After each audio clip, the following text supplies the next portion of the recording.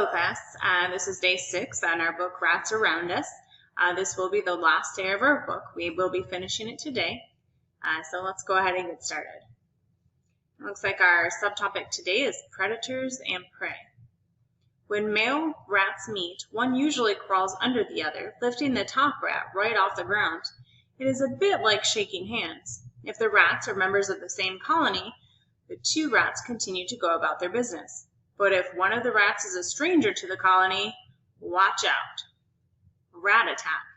Rats are not fierce animals, but they are very protective of their own territory. Males fight over territory, mating partners, and food.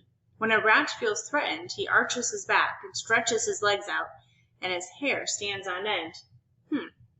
A while ago I asked you why rats from two colonies might be enemies. I think we now know the answer. It's always a good idea to make connections like this so that you can better understand what you're reading. You might have a question as you read and then find out that it's answered later on by the author. So we can find out that ones from different colonies might fight because they're very protective of their own territory. And they also might fight over mating partners and food. So interesting.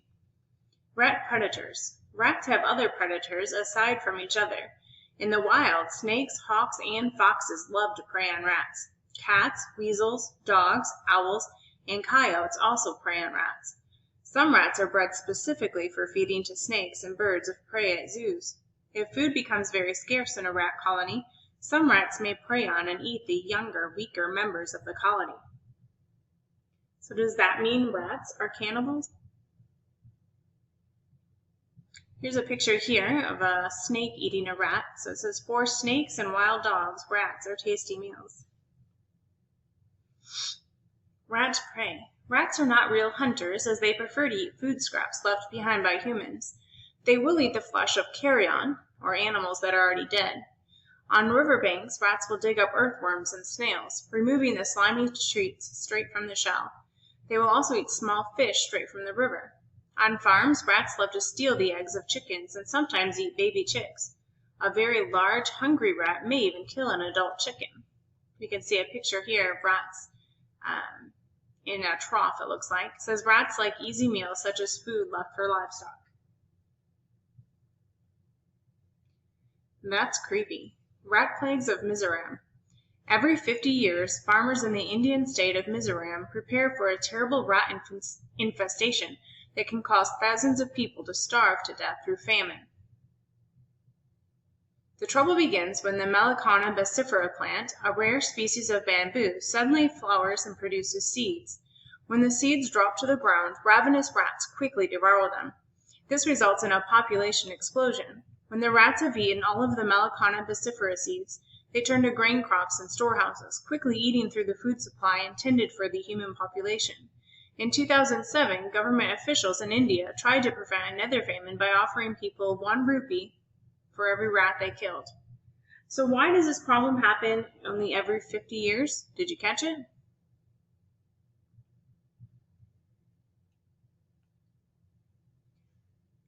You dirty rat. Rats have had a bad rap for centuries. In children's books, rats are often evil characters that steal from other animals and are always up to no good.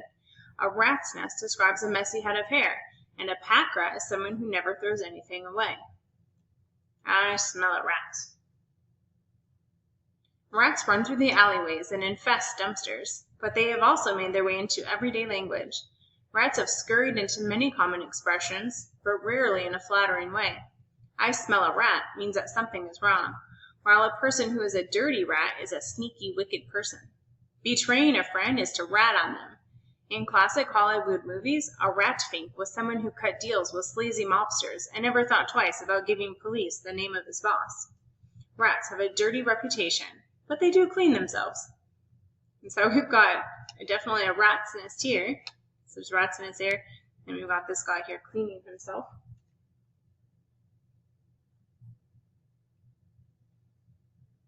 We all fall down. In literature, rats are greedy, sometimes violent characters that cannot be trusted. In the children's classic Charlotte's Web, Templeton the rat is a loner who despises the other animals for no reason. Even when the animals need his help, Templeton refuses until he is paid in edible garbage. The plague, spread by rats, plays into the children's nursery rhyme, bring around the rosy, a pocket full of posies, husha, husha, we all fall down. The rhyme was first sung in the 1790s during an outbreak of the plague in Europe. Flowers were called posies, and people used to walk around smelling them to disguise the rotten smell that came from plague victims. The word husha is sometimes replaced with hashu, and it meant to imitate sneezing, either from smelling flowers or from being sick. The line, we all fall down, describes the frighteningly high death count during this time. I'll bet you didn't know the real meaning of that nursery rhyme. I know I sure didn't. Pied Piper. Rats play an important role in the Pied Piper of Hamelin, a children's tale that has survived 8 centuries. In this story, the town of Hamelin, Germany, becomes overrun by rats. A stranger in pied, or colorful, clothing appears before the mayor of the town claiming to be a professional rat catcher. The mayor grants the stranger permission to get rid of the rats any way he can. The stranger then charms the rats with music he plays on his pipe. The rats gather around his feet and follow as he marches them out of town. When the piper returns, the mayor refuses to pay him. The revenge-seeking piper leaves Hamelin only to return wearing a disguise. Once again he plays his pipe, this time luring all of the town's children away, never to return.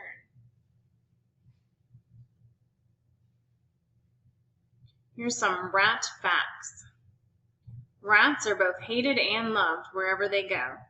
Here are some rat facts that even the most murophobic, rat-fearing person would have to admit are pretty cool. A single rat sheds 1 million hairs each year.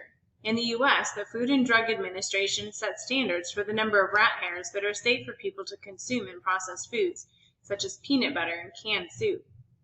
Let's think about that for a second. How many rat hairs do you think is too many for the U.S. Food and Drug Administration to allow in your food? So how many rat hairs can a company have in your food before they can't sell it to you? Rats cannot vomit, so they are doomed if they eat something poisonous. The reason why they cannot vomit is that they have a muscular barrier between their esophagus, or feeding tube, and their stomach. Humans also have this barrier, which is what keeps food down. However, unlike humans, rats do not have strong enough muscles in their esophagus to open this barrier when something upsets their stomach.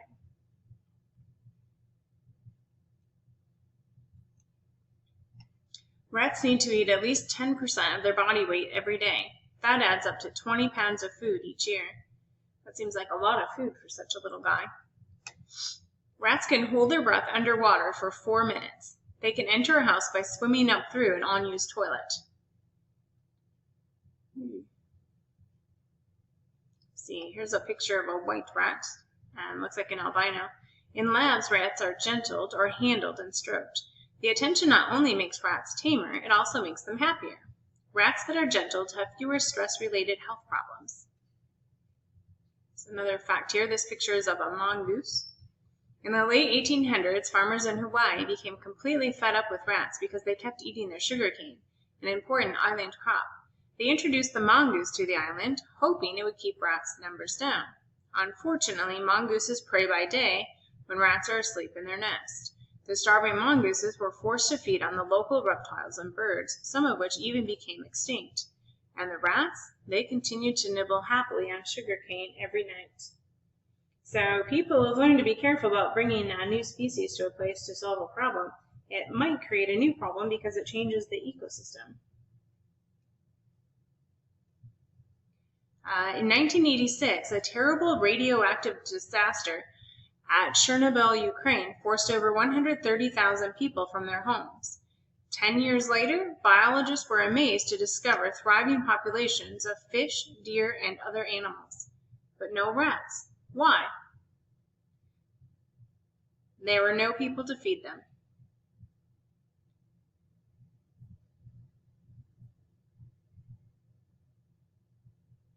So you can be a pest detective.